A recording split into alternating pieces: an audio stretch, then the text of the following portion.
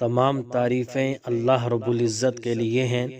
جو تمام جہانوں کا پروردگار ہے۔ درود و سلام ہو ہمارے آخری اور پیارے نبی حضرت محمد مصطفیٰ صلی اللہ تعالی علیہ وآلہ وسلم پر، ان کی آل اولاد پر اور تمام صحابہ اکرام پر۔ حضرت ابو ہریرہ رضی اللہ تعالیٰ عنہ نے بیان کیا